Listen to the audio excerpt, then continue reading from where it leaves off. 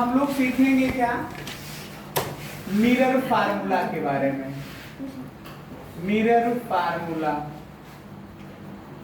Mirror formula के बारे में सीखेंगे। क्या होता है, 1/f की वैल्यू 1/v प्लस 1/u। ये आपके पास दोनों मिरर के लिए इसको प्रूफ करेंगे। आज हमारे पास पहला मैं लेके चलूंगा कॉन्केव मिरर का केस होगा। तो proof of mirror formula for concave mirror, proof of mirror formula for concave mirror. कल हमने आप लोगों को मिरर फार्मूला में कॉन्केव मिरर के लिए जो है, कॉन्केव मिरर के लिए जो है मैंने आप लोगों को बताया था कि मिरर बनाइए कैसे। मैंने कहा था एक कंपास की हेल्प से जो है एक आर्क ड्रा कर लीजिए। इसका जहां पे सेंटर होगा, ये पॉइंट सेंटर ऑफ कर्वेचर कहलाएगा, और इसको बाहर की तरफ से पॉलिश कर दीजिए। तो ये हमारे पास क्या हो जाएगा, जब बाहर की तरफ से पॉलिश कर दोगे तो इसका मिडिल पॉइंट इसका पोल कहलाएगा, इसको ध्रुव कहते हैं। सेंटर ऑफ कर्वेचर को पोल से मिलाने वाली जो लाइन आपके पास होगी उसको प्रिंसिपल एक्सिस कहेंगे हम लोग। और सेंटर ऑफ कर्वेचर और पोल के बीच का जो मिड पॉइंट होगा इसको फोकस कहेंगे। अब हम मान लेते हैं कि हमारे पास कोई ऑब्जेक्ट यहाँ पे रखा है। इस ऑब्जेक्ट का हम नाम दे देते हैं कि AB है। हमने आपको इमेज फॉर्मेशन रूल में बताया था कि पहली लाइट को आप प्रिंसिपल एक्सिस के पैरेलल इंसिडेंट कराइए, जो भी फिगर बनाइए। पहली जो लाइट रे आ रही आपके पास, हमने उसको क्या किया, ये प्रिंसिपल एक्सिस के पैरेलल लेके चले गए। प्रिंसिपल एक्सिस के पैरेलल जाने वाली लाइट रे रिफ्लेक्शन के बाद कहां से वापस आती है, तो फोकस से वापस आती है। आप इसको फोकस से वापस ले लीजिए। दूसरी लाइट को आप हमेशा कहां पे फोकस कराइए, पोल पे। ये पोल पे जब हमने इसको फोकस करा दिया तो जितने डिग्री का ये एंगल होगा, ये इंसिडेंस एंगल कहलाएगा, उतने ही डिग्री के एंगल पे इसको वापस ले लीजिए। जब वापस आएगी तो एक यहाँ पे दोनों लाइटें एक दूसरे को कट करते दिखाई पड़ेगी। तो यहाँ पे एक A' B' नाम की एक इमेज बन जाएगी, A', B' नाम की एक इमेज बन जाएगी। ये एंगल ऑफ इंसिडेंस है, ये एंगल ऑफ आर है। आपको पता है रिफ्लेक्शन ऑफ लॉ कहता है कि दोनों एंगल इक्वल होंगे। तो जो हमारे पास A से लेकर के P तक की डिस्टेंस है उसे हम कहेंगे U। ये इमेज A' से लेकर के P तक की डिस्टेंस को हम लोग कहेंगे V, और फोकस से लेकर के जो आपके पास P तक की डिस्टेंस है उसको कहेंगे F। तो ऐसे आप फिगर में भी इसको दिखा सकते हैं कि सर ये F है, ये क्या है हमारे पास V है, और ऑब्जेक्ट यहाँ है, इसके सामने से दिखा दीजिए। ये हमारे पास U है। ये पोल के सामने तक ही रखिएगा, ठीक है, क्योंकि थोड़ा सा कर्व है तो पोल के सामने तक आप इसे रखिएगा, पोल के सामने तक।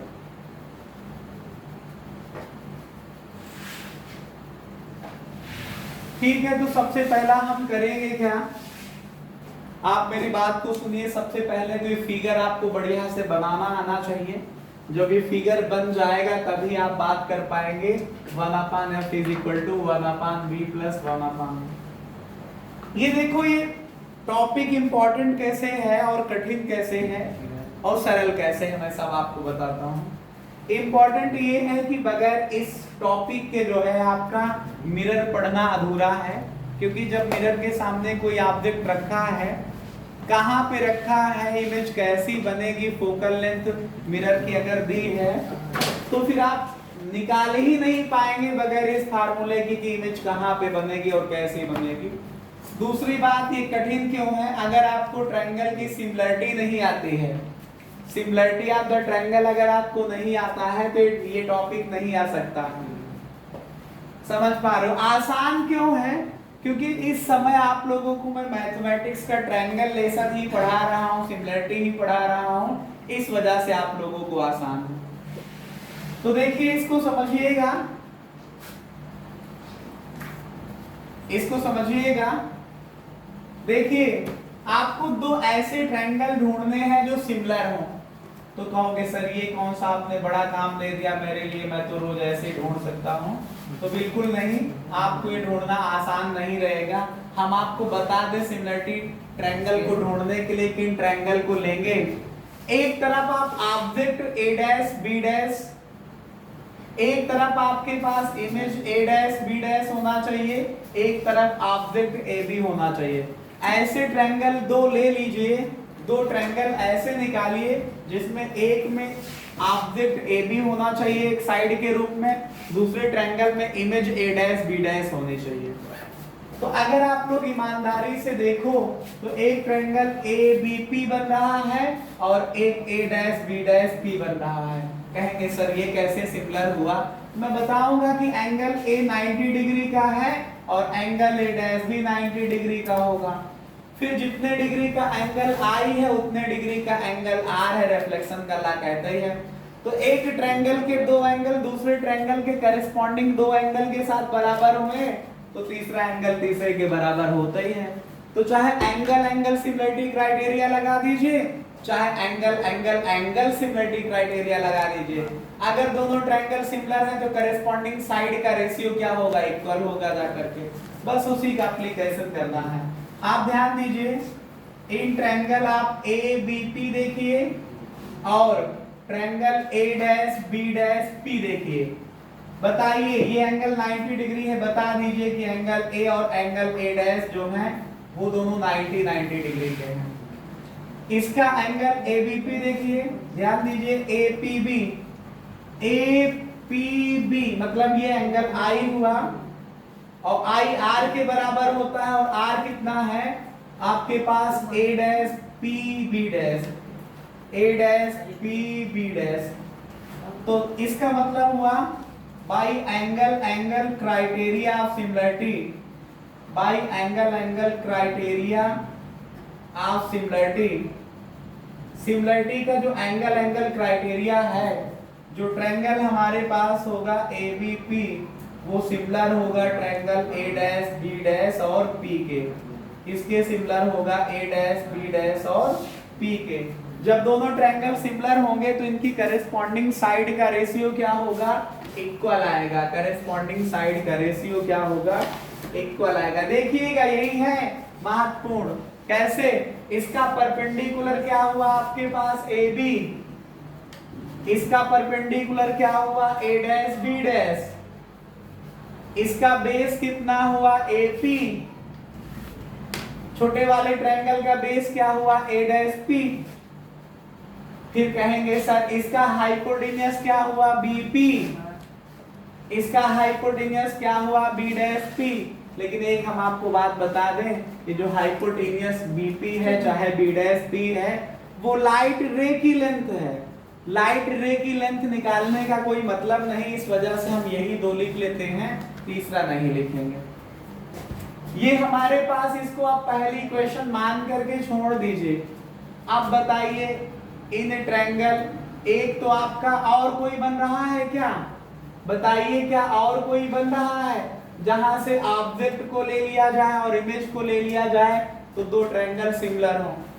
आपको पता है कि सर ये वाली जो हमने रे दिखाई है इसका कोई नाम दे दो, चलो मैं एम लिख देता हूं अपने हिसाब से, बाकी आपको जो लिखना हो लिखिए। जो बीएम रे है, जो बीएम रे है वो प्रिंसिपल एक्सिस के पैरेलल है और आपको पता है कि ये परपेंडिकुलर है और आपको फिर ये भी पता है कि दो पैरेलल लाइन के बीच की परपेंडिकुलर डिस्टेंस इक्वल होती है।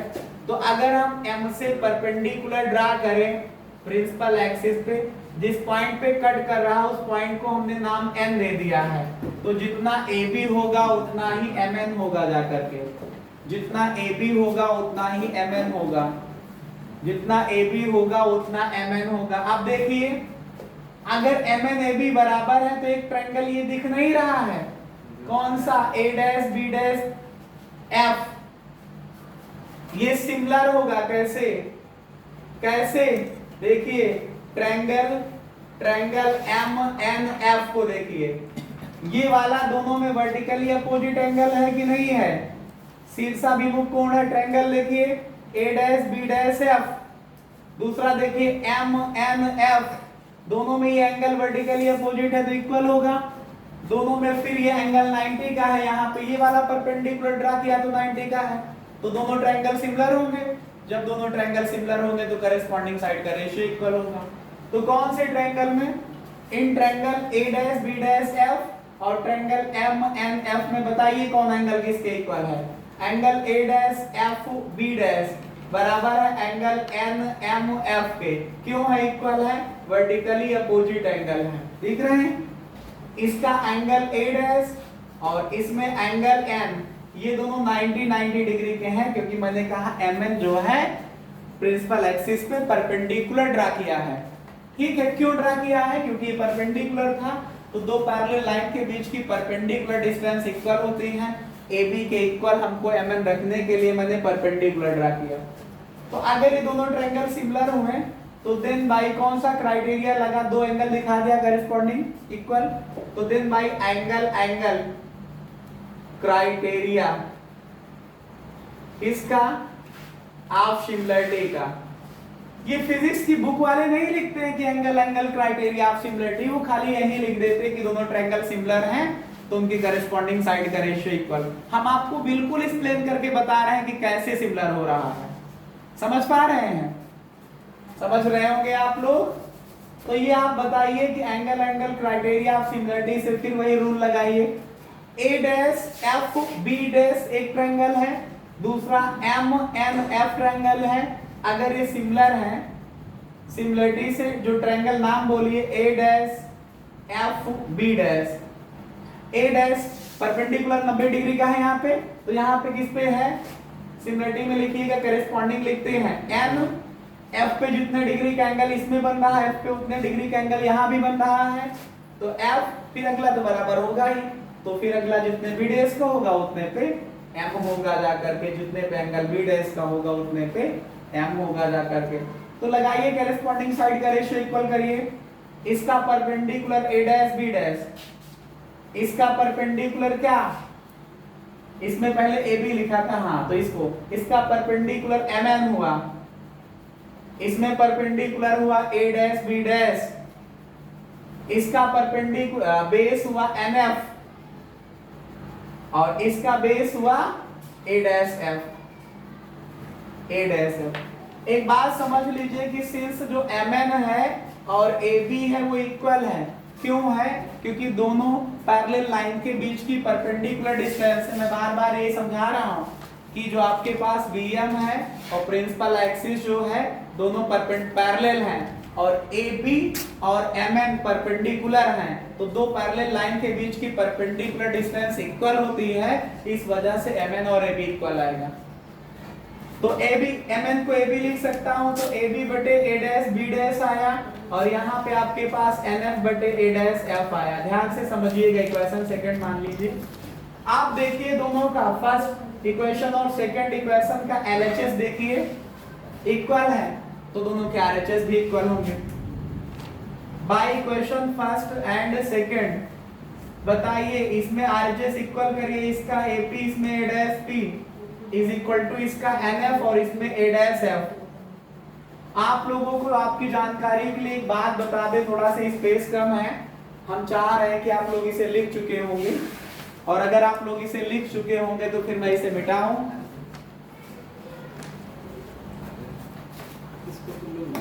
वीडियो से कर लेना, नहीं तो स्पेस नहीं बचेगा। चलिए फिलहाल देखिए, प्रयास मैं कर रहा हूं, थोड़ा सा स्पेस यहां ले लेता हूं, दिख रहा होगा आप लोगों को।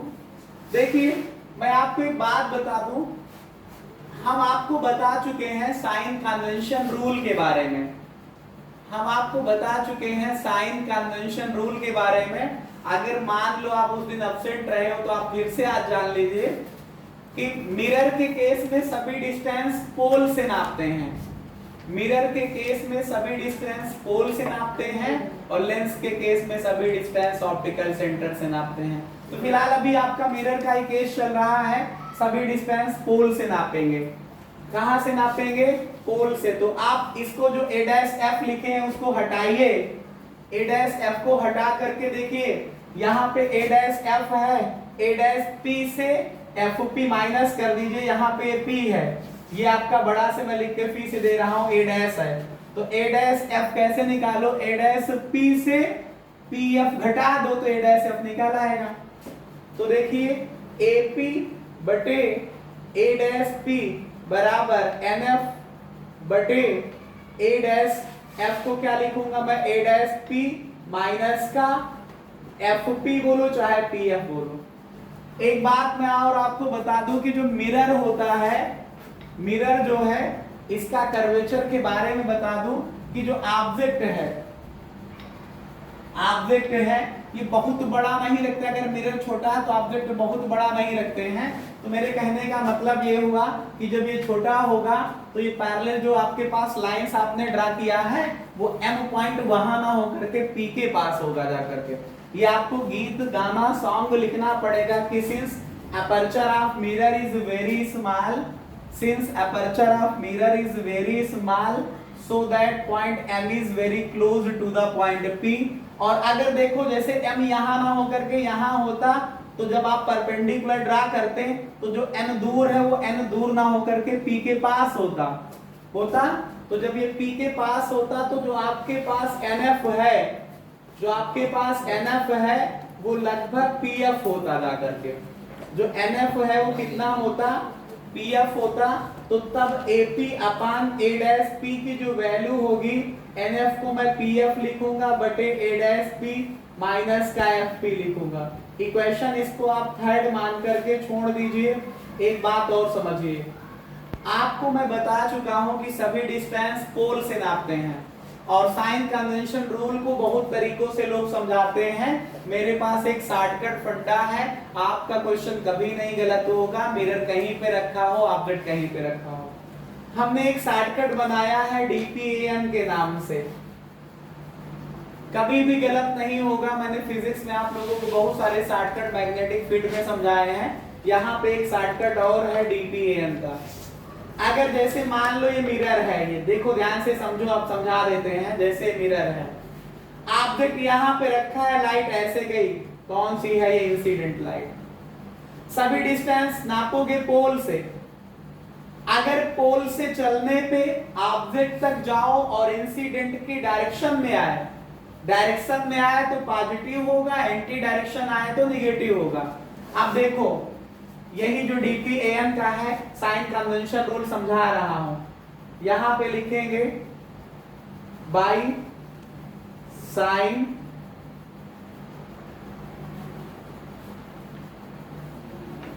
Sign convention rule.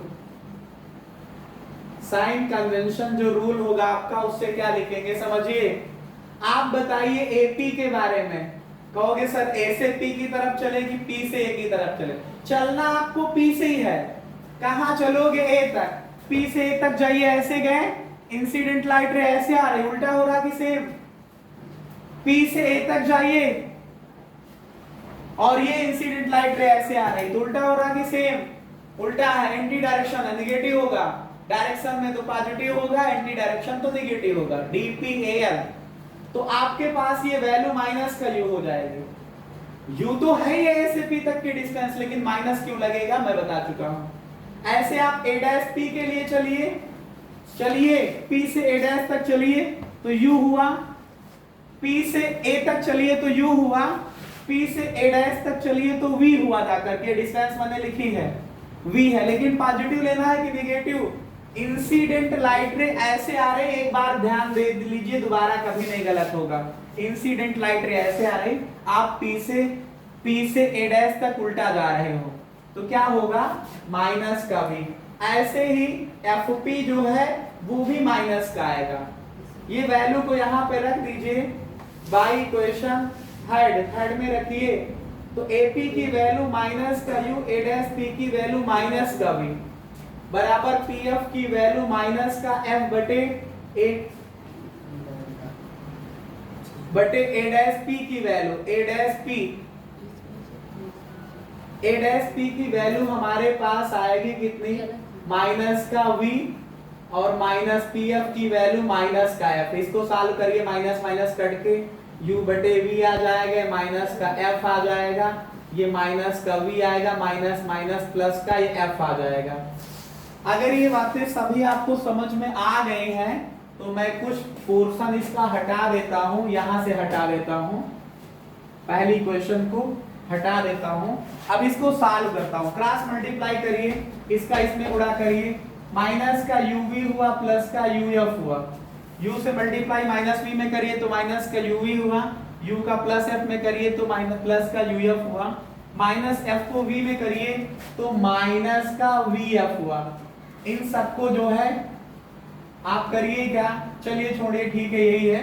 आप uv f को काहे में लाना चाह रहे हैं, डिवीजन में, तो माइनस का uv हुआ प्लस का uf हुआ इज इक्वल टू माइनस का vf हुआ। इसको uv से uv, f से uv, f से पूरे को डिवाइड कर दीजिए तो माइनस का 1/f बचेगा, इसमें कट जाएगा, प्लस का इसमें क्या बचेगा आपके पास 1/v बचेगा, और यहाँ पे ये सब कटेगा, माइनस का 1/u बचेगा।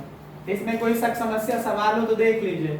इसमें uv कट के माइनस 1/f बचा, इसमें uf कट गया 1/v बचा, इसमें vf कट गया तो 1/u बचा माइनस में। अब इनको एक तरफ कर लीजिए तो माइनस 1/f बराबर माइनस 1/v हो जाएगा और माइनस 1/u हो जाएगा। माइनस से सबको मल्टीप्लाई कर दीजिए तो 1/f बराबर 1/v प्लस का 1/u हो जाएगा। तो 1/f is equal to 1/v plus 1/u। ये फार्मूले का प्रूफ हुआ। ये आपके पास इंपॉर्टेंट केवल 10th क्लास के बच्चों के लिए नहीं है, ये 12th क्लास के भी बच्चे इसको सीख सकते हैं, उनके भी यहाँ सिलेबस में यही पूरा प्रूफ दिया हुआ है। तो आप 10th में हैं तो 10th को सीख लीजिए, 12th में है तो 12th वाले सीख लें, ठीक है। कल हम आपको इसका वो केस कराएंगे जब यहाँ पे तो इमेज आपके पास उल्टा बने हैं। कल हम आपका एक ऐसा केस कराएंगे जब फोकस और पोल के बीच में ऑब्जेक्ट होता है तो इमेज मिरर के पीछे सीधा बनती है और वर्चुअल बनती है, उसमें भी दिखाएंगे कि यही आएगा, ठीक है। तो ऐसे 4 दिनों तक आपको ऐसा प्रूफ मैं 5 दिनों तक समझाता रहूंगा जब तक आपको रट ना जाए। क्लास के जो है सबसे सिंसियर और मोस्ट इंपॉर्टेंट बच्चे बनिए, ठीक है। धन्यवाद।